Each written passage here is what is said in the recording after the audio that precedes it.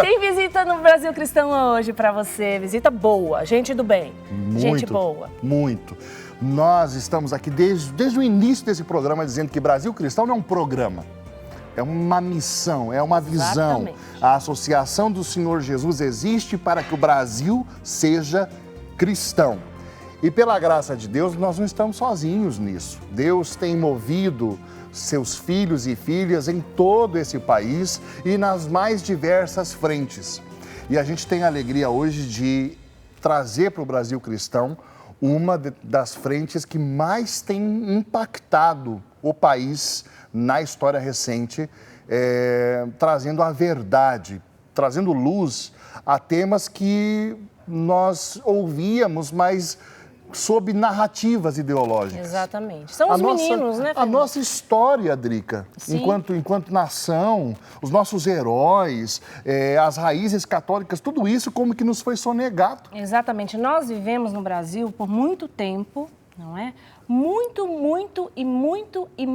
e mais um pouco de muito, recebendo uma educação toda marxista. Nas escolas, a pessoa, hoje em dia, o jovem que sai da universidade, ele sai com uma mente prontinha para o sistema fazer o que quiser nessa pessoa. E nós escutamos isso por anos.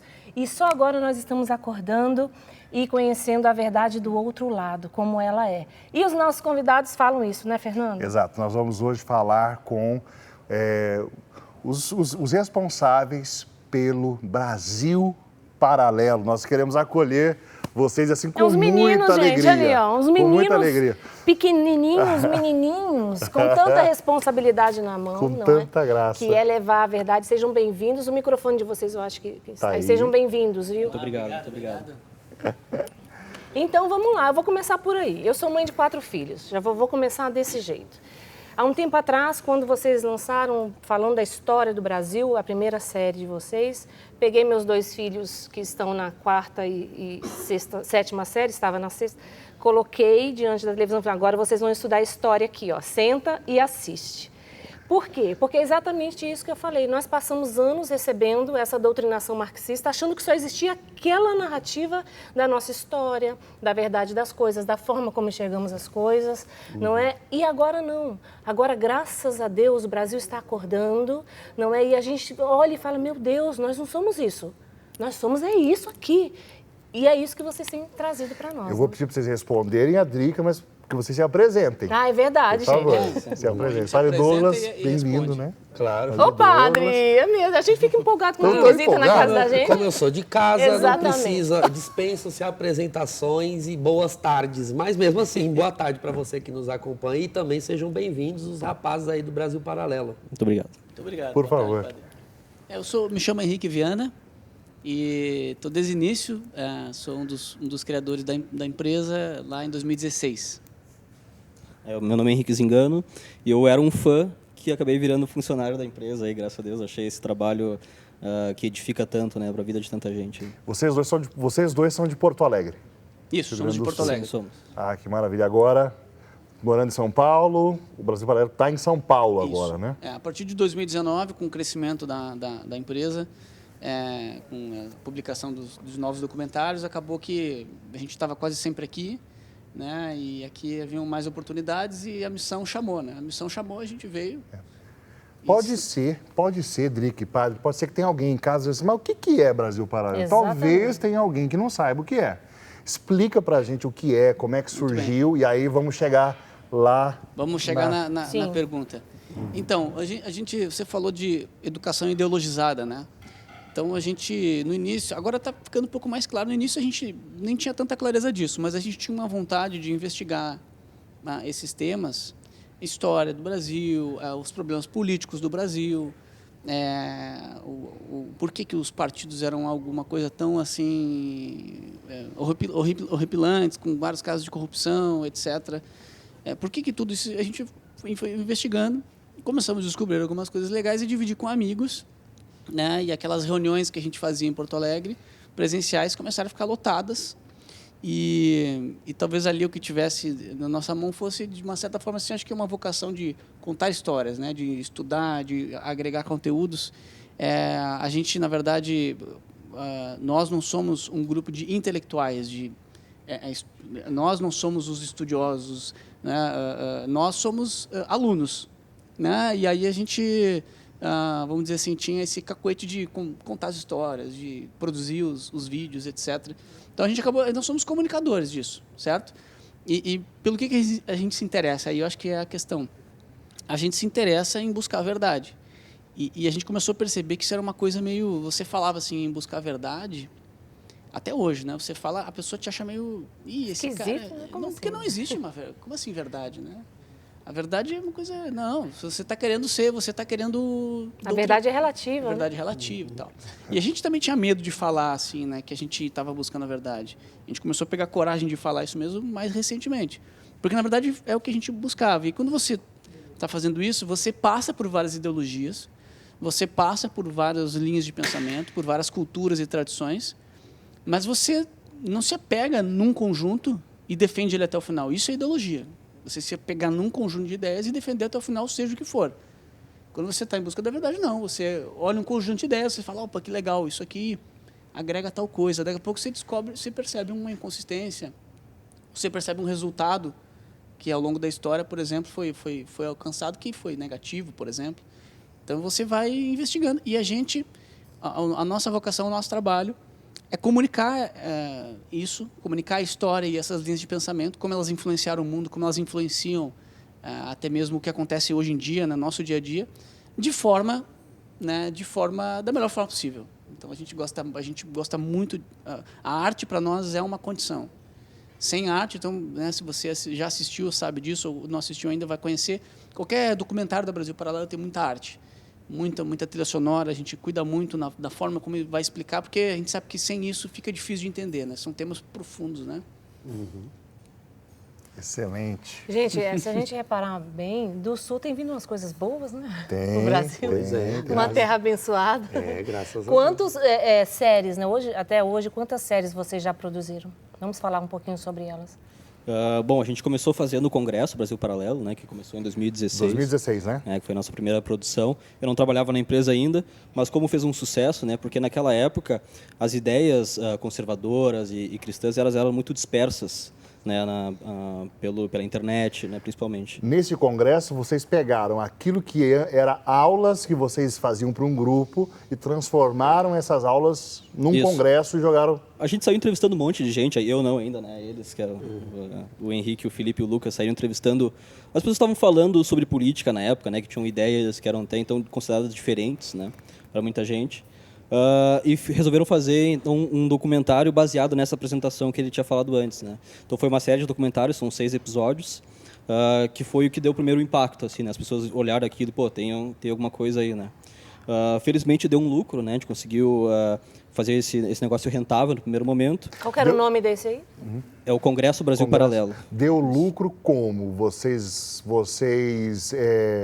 monetizam esses vídeos? Não. Vocês recebem ajuda de partido, do Estado? Não. Como é que deu lucro? O nosso modelo de negócio é basicamente o mesmo desde o início, com as suas evoluções, mas desde o início a gente identificou... É engraçado porque essa apresentação inicial que a gente fazia, que deu origem ao nosso primeiro documentário, a parte central dela era justamente uma investigação que a gente fez sobre financiamento de organizações ideológicas no Brasil. Um tipo de ONG, etc., que muitas vezes está com uma aparência de ser algo do bem só para beneficiar os outros, mas no final dos contos tem um fim ideológico. Está ali aliado a partidos e tal. E esse financiamento todo a gente percebia que era a corrente, né, que aprisionava todos esses projetos a uma certa ideologia. Então, você passa a ser financiado por um partido ou pelo próprio governo e você fica vinculado àquilo, etc. Então, a gente notou desde o início, quando a gente começou a querer fazer algo mais profissional, a gente não vai ser ONG. Porque se for ONG, está recebendo doação de alguém, doação de grandes, né, de meia dúzia de corporações ou de doadores, por mais que você, no primeiro momento, possa gostar das pessoas que estão te ajudando, ou de um partido, alguma coisa assim, você depois pode querer trocar de visão, né? Porque essa busca da verdade tem isso. Você eventualmente troca, você eventualmente descobre que não era isso, que é aquilo. Você tem que ter essa liberdade. Então, assim, vamos fazer uma empresa privada, independente, e o nosso modelo precisa ser, pelo menos majoritariamente, ele precisa ser pulverizado. E, na verdade, depois de 4 anos até hoje, 100% do modelo de monetização é pulverizado. Todo o nosso financiamento vem de pequenas assinaturas. Então, a gente tem os conteúdos, esses documentários que são gratuitos, e tem os conteúdos pagos, que são exclusivos para os assinantes. Né? Então, nós temos milhares de assinantes. A gente tem uma equipe que está todo mês buscando, fazendo as campanhas lá para arrecadação de novos assinantes, etc. Quem vira assinante acessa os conteúdos exclusivos e a gente continua divulgando os gratuitos. Então, assim, independência total, né? Não estamos vinculados a ninguém, a nada. Não tem vínculo com partido político, não tem vínculo com governo, não tem nada disso? Zero vínculo. A gente entende que isso, na verdade, inclusive, é uma norma nossa interna, é uma normativa da empresa, nunca receber nenhum tipo de dinheiro público, nem nenhum tipo de financiamento subsidiado. Né? Então, eventualmente, em 4 anos de empresa, houveram algumas oportunidades. Um empréstimo tal do banco público que tem subsídio, é mais barato os juros. Não, a gente não pode, porque ele é um subsídio, é um dinheiro público. Né? Está sendo subsidiado porque é estatal. Uhum. Então, tem dinheiro de imposto no meio aí? Não. Então, tudo que tiver relação, qualquer relação, né? Já, por exemplo, transmitiram... BNDES, essas coisas assim? Zero, nada. Não, olha só. Nenhum. Porque qualquer momento que você cria essa relação... Aquela liberdade que vocês têm já não é tão liberal. A liberdade de criação para a gente é muito importante. Não, né? E às vezes é um pouquinho só, não representa muito, mas esse pouquinho, você abre uma portinha e no futuro, né, a gente sabe que a empresa pode crescer e aí então é uma questão cultural nossa. É uma questão cultural nossa de não aceitar nenhum tipo de via. Quanto mais livres vocês forem, mais vocês vão falar. Inclusive, às vezes, o que já aconteceu, por exemplo, foi uma TV que era estatal, ela queria transmitir os documentários. Pode transmitir, gratuito. Não, mas a gente pode, inclusive, remunerar. Porque... Não precisa. Não, mas é legal, tudo certo. Não, eu sei que é legal. Não é questão de legal ou ilegal. É questão que a gente não... Você pode transmitir o nosso conteúdo de graça, não tem problema. Mas a gente não vai receber nada por isso. Que fantástico. Então, vamos lá. Começou com o Congresso em 2016. Depois? Isso. Aí, o episódio que mais fez sucesso, que o pessoal mais gostou, assim, mais deu tração, foi o 2º episódio, que era sobre a história do Brasil. Chegamos, Drica. Chegamos, Era onde lá. eu queria. Que era um episódio até curto, era meia horinha, assim, um episódio, e contava por cima, né, a história do Brasil. Só que deu tanta... O pessoal gostou tanto, a gente recebeu tanto comentário positivo, que a gente falou, vamos expandir então essa história e vamos contar toda a história do Brasil mesmo, né? Eu assisti Entre Lágrimas. Eu assisti isso aí Entre Lágrimas. Eu assisti dando glória a Deus e aleluia. Eu tirei um dia e maratonei, né, do início ao fim. E algumas eu voltava o trecho, falei, peraí, isso daqui nunca foi contado dessa forma. Então, realmente, um trabalho excelente e eu tenho difundido, assim, meio aos jovens, sobretudo os jovens de comunidade, então você que nos assiste, né, que é um docente e você quer estar de acordo com a verdade. Como um cristão comprometido com a verdade, você precisa conhecer, né, essa série de história do Brasil, feito pelo Brasil Paralelo. Muito bem, padre. Até mães, né, padre? Quem não vê agora, as famílias que estão nos assistindo, você que é mãe, que é pai, tem jovens que estão aí na escola, então, eu vou falar uma coisa aqui por minha conta, Fica à vontade. Tudo que eles aprenderem de história lá, a maioria é tudo mentira. Então, vocês precisam colocar eles diante da verdade. Isso. Eu tenho um mecanismo que eu fui aprendendo, é claro, ralei para ir atrás, para desdoutrinar os meus filhos, não é? Então, nós pais precisamos aprender a desdoutrinar os nossos filhos. Um desse caminho é colocar o seu filho para assistir esse episódio, sim, não é? Essa série. Muitos me perguntam, né, principalmente pais e mães de família, procura o padre para tirar essa dúvida. Mas, padre, a gente tem, né, muitas informações de que o ensino público tem sido ideologizado. O que podemos fazer? Então, até conhecer o Brasil Paralelo, em termos de história, principalmente, sim, eu me vi numa sinuca de bico, né? Eu falei, o que eu posso fazer? A gente conhece algumas fontes, muitas fontes não tem traduzidas para o português, então ficava difícil de indicar. Então, vocês salvaram aí um conselho que até então eu não tinha como dar. Mas para nós mesmo na empresa foi uma descoberta fazer essa série aí, né? Porque nos estudos ali que a gente fazia e nas pessoas que a gente tinha entrevistado, aí são mais de 60 especialistas, né, que a gente entrevistou para contar a história pra gente. Mais de 60? Isso, para fazer o documentário inteiro desde a criação de Portugal, ali da fundação de Portugal, aí no século, não quero errar aqui, mas século XII, por aí, até o final do regime militar. A série, então, é uma série bem completa. E a gente entrevistou aí mais de 60 pessoas para falar sobre isso. E a gente ia, ao longo que ia escrevendo o roteiro, ia descobrindo coisas sobre o Brasil. Porque nós somos jovens brasileiros, né? Estudamos em escolas brasileiras. Foi totalmente revolucionário para a gente. E a gente recebeu essa carga ideológica no nosso ensino. E essa descoberta, para nós, foi realmente uma revolução nas nossas vidas, né? Ali, a partir disso, mudou a gente. Quando a gente terminou de lançar o Congresso, ele era bem generalista, a primeira série. A série ela tinha 6 capítulos, né? Era bem generalista, tratava de problemas atuais do Brasil, econômicos, de segurança, etc., corrupção e tal. Depois tinha essa rápida passagem sobre a história do Brasil. Depois tinha o terceiro episódio, era um documentário inteiro sobre a história do socialismo e do marxismo. Depois, no quarto episódio, era essa investigação sobre o atual sistema de coisas, né? O estado de coisas no Brasil em termos de infiltração ideológica, aparelhamento do Estado, etc. Depois tinha um episódio de propostas de futuro, de pensadores, com o que eles pensavam no Brasil para o futuro. E o sexto era sobre o impeachment. E a gente já lançou em cinema e tudo. E aí, era generalista, fez um grande sucesso, a gente percebeu que era sustentável, todo o dinheiro que a gente tinha investido para produzir, para lançar, a gente tinha conseguido recuperar ainda sobrado para as próximas.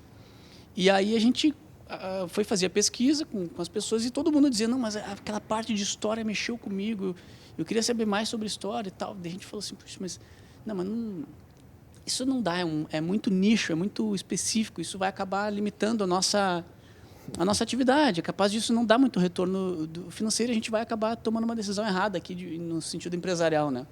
E daí a gente foi conversar com um dos especialistas que a gente tinha entrevistado no primeiro, que era o Luiz Felipe de Orleans Bragança, que é descendente da família imperial, né? E a gente tinha gostado muito de ouvir ele, de conversar. E a gente foi lá, vamos dizer assim, conversar, se aconselhar, perguntar para ele o que ele achava que nós tínhamos que fazer. E a gente comentou que tinha as pessoas estavam querendo a história. E ele falou assim, não, isso é o que vocês têm que fazer. A gente falou assim, tá, mas não sei, história é uma coisa tão... A gente ainda achava chata a história naquele momento. Mesmo que a gente tivesse feito uma abordagem ali. E ele falou, não, deixa eu dar um ponto de vista aqui. E aí a gente sentou com ele, e algumas horas, assim. E ele nos contou, começou a contar, e a gente ficou mexido com aquilo, assim. Foi um rápido storytelling, assim, foi uma rápida história que ele contou, mas ele pegou da formação de Portugal, da missão do Brasil, e aquilo ali a gente sentiu que tinha alguma coisa. Ele falou assim, isso aqui mexeu com a gente, sabe? E a gente sempre gostou muito dessa coisa assim, cara, tem o padrão de mercado, isso aqui dá certo e tal, mas o padrão que está dando certo até agora não significa que é o melhor, porque às vezes alguém não foi lá e não cavocou. Sim. E a gente falou assim, não, nós vamos cavocar. E a gente começou, e aí daqui a pouco no meio do caminho a gente decidiu o que ia fazer, ainda sem saber o quanto era bom. A gente sentiu que essa era a missão. A história, porque a gente o povo brasileiro precisa saber disso. Não, porque a gente notou que nesse dia que a gente saiu lá dessa conversa, no outro dia a gente estava mais patriota. Uhum. E eu comentei com o Felipe, que é um dos fundadores também, um dos sócios, meu sócio que é fundador, eu falei assim para ele, cara, eu acho que dessa vez eu saí na rua, olhei para um brasileiro, olhei para as pessoas, para os brasileiros. Acordei hoje amando o Brasil de forma diferente. Diferente. E se tu me permite um parêntese, o gaúcho, ele tem, por causa da cultura gauchesca, ele tem muito mais amor no estado do Rio Grande do Sul do que no país. Porque no Rio Grande, eu morei quase 10 anos no Rio Grande do Sul, minha esposa é gaúcha, meu filho mais velho é gaúcho. Então, assim, existe isso. Então, ter vindo de vocês esse amor pela nação é algo maravilhoso, simplesmente maravilhoso. Agora, né? Fernando, padre, nós temos ali um trechinho dessa série que nós estamos falando aí. Vamos colocar para quem está em casa ficar lá com gostinho de assistir a série completa. Coloca aí, o diretor vai colocar, vamos ver. As ciências e as artes, elas começam a se desenvolver desde a antiguidade, porque aquilo era necessário para formar uma pessoa livre. E Dom João VI transforma o Brasil em capital do Império Português, o que coloca o Brasil num patamar e numa categoria que nenhum outro colônia teve.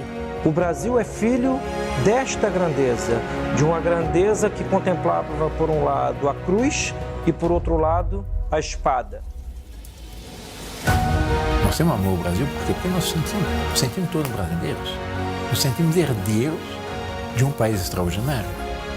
Mas o que me dá saudade algumas vezes é realmente desse sentimento de amor pelo Brasil. Sem essa missão, Portugal não existiria. Sem essa missão, o Brasil não existiria.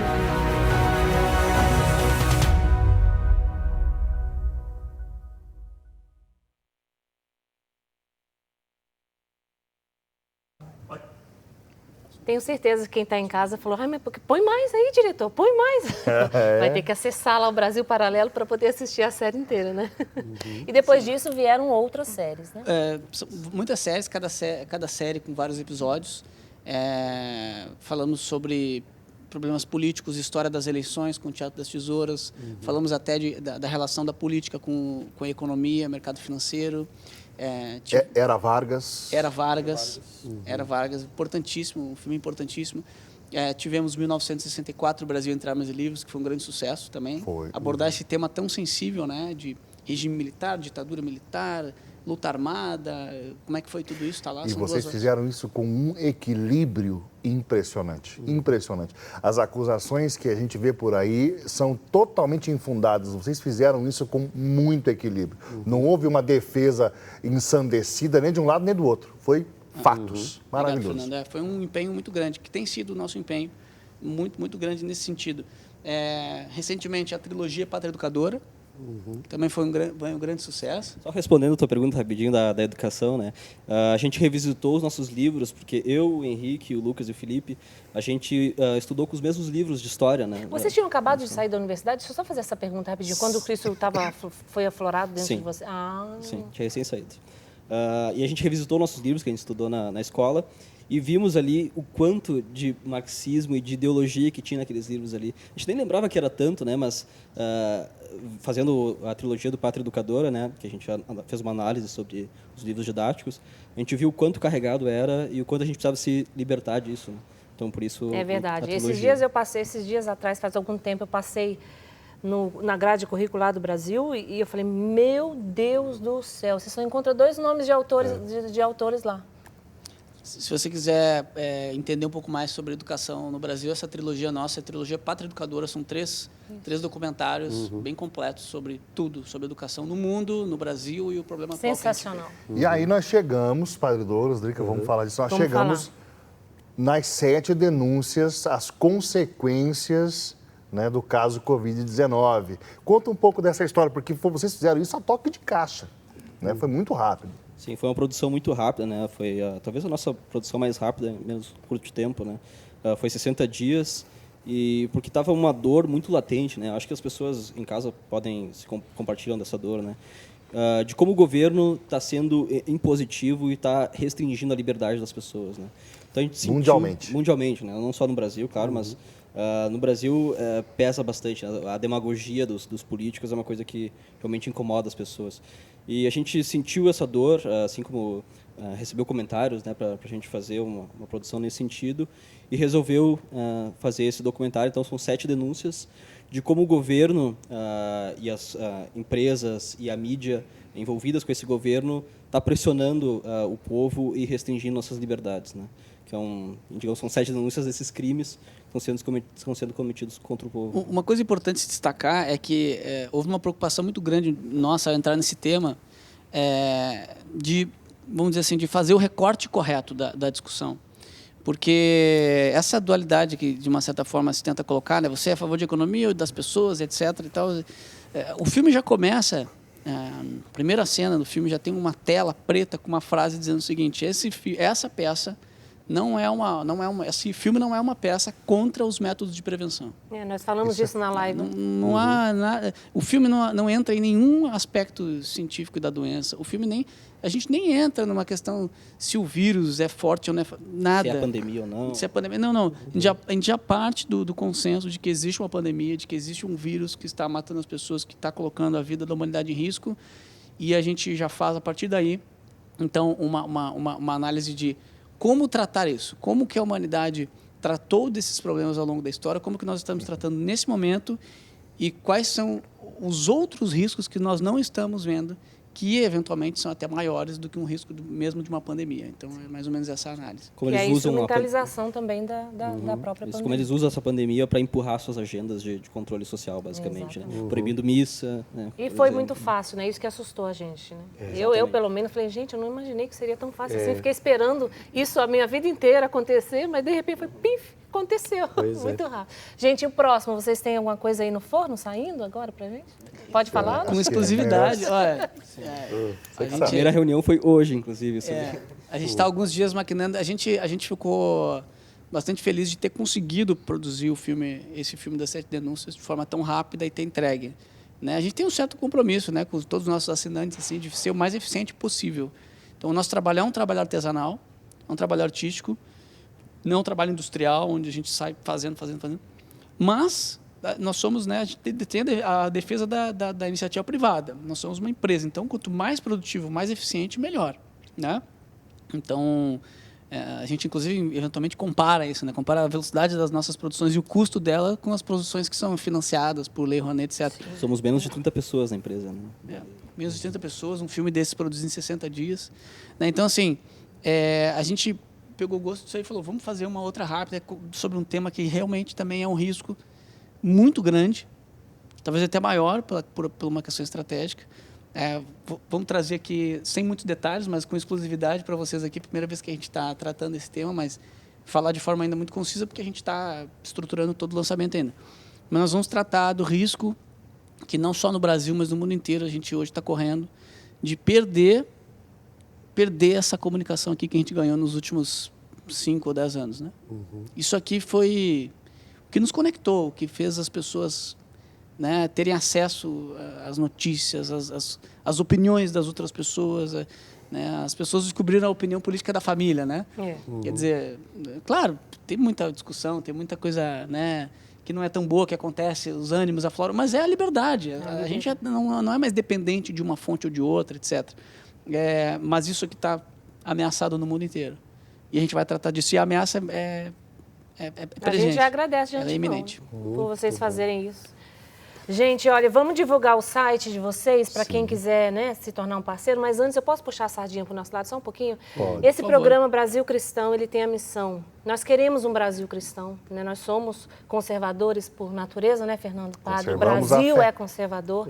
Eu queria que vocês falassem um pouquinho, né, disso, de estar aqui, né, na TV Século XXI, dentro desse programa que tem essa missão de levar também a verdade às pessoas. A gente tem sido muito bem recebido pelos cristãos, vamos dizer assim, né? Porque a Brasil Paralelo é uma empresa, né? Sim. Uma empresa, né? Uma empresa de leigos, né? Uma empresa profissional, etc. E óbvio que a gente, quer dizer, uma maioria de católicos, etc. Mas não é uma empresa de católicos ou uma empresa, é uma empresa, né? Porque presta um serviço à sociedade. Sim. Mas desde o início foi muito interessante como a gente foi bem recebido, né? De braços abertos por sacerdotes, por comunidades cristãs. Então, de fato, entre o Brasil Paralelo e os cristãos, existe um entrosamento, existe uma harmonia muito legal. E eu acho que dessa forma, assim, também com a nossa vida, vamos dizer assim, religiosa, isso também, de uma certa forma, cria um alinhamento e o nosso trabalho ele é repleto de felicidade e propósito nesse sentido. Sim. Porque o que está em comum é a verdade. Vocês iniciam o primeiro episódio da série Brasil, a Última Cruzada, vocês, talvez, acho que propositalmente, vocês fazem memória de um discurso do Papa Bento XVI ao parlamento alemão, quando Bento XVI vai ao parlamento falar, né, com todos ali reunidos a respeito da União Europeia, da Constituição, que quer estabelecer uma Constituição sem mencionar o cristianismo e o seu legado. E aí Bento XVI vai dizer a eles o seguinte, que a fé judaico-cristã, a filosofia grega e o direito romano constituem as colunas da civilização europeia. E dizer isso é dizer a civilização ocidental. E essa é uma das frases que vocês cunharam logo no início, né? Então, é aqui que Brasil Paralelo e Brasil Cristão vão se encontrando, né? O compromisso de vocês em dizer a verdade é o que nos apaixona, porque nós Exatamente. adoramos aquele que disse, eu sou o caminho, verdade e vida. Então é aqui que nós nos encontramos. Exatamente. Exatamente isso. E nesse Gente, país que tem essa missão. Quando o objeto Nasceu com essa buscado é o missão. nasceu mesmo, com essa missão, essa quando é o objeto buscado é o mesmo, os caçadores dele vão se encontrar no caminho, cedo ou tarde. E como vocês buscam a verdade e a igreja tem a missão de difundi-la, propagá-la, pregá-la, com certeza estamos aí prestando o mesmo serviço. Site de vocês, então, para quem quiser ir lá, né, acessar, fazer uma parceria. Então. Brasilparalelo.com.br. É fácil de encontrar, você ou entra no site, Tá aí ou na você sua joga tela no já. Google, ou você joga no YouTube. Se quiser já Facebook. direto assistir vídeo, já joga no YouTube. Nas redes sociais também todas, você vai encontrar o nosso perfil. Você vai nos encontrar fácil, Brasil Paralelo. Tá certo, gente. Muito obrigada, viu, meninos? Deus abençoe vocês. Nós agradecemos aí a participação. Vocês estão pertinho agora, né, em São Paulo? São ali, Paulo, a é. volta Então voltem de mais. A sede está em São E Paulo. estamos esperando, sim, vocês mais vezes aqui no Brasil. Vai ser um Pra prazer. gente esquentar a conversa mais um pouco. Hoje só foi um aperitivo bem, né? Bem de leve. Só um queijinho bem tranquilo. Nem foi aquele queijo assim temperado. Vai ser um Vamos prazer fazer pra um gente. intervalo e a gente já volta aqui no Brasil Cristão, gente, rapidinho.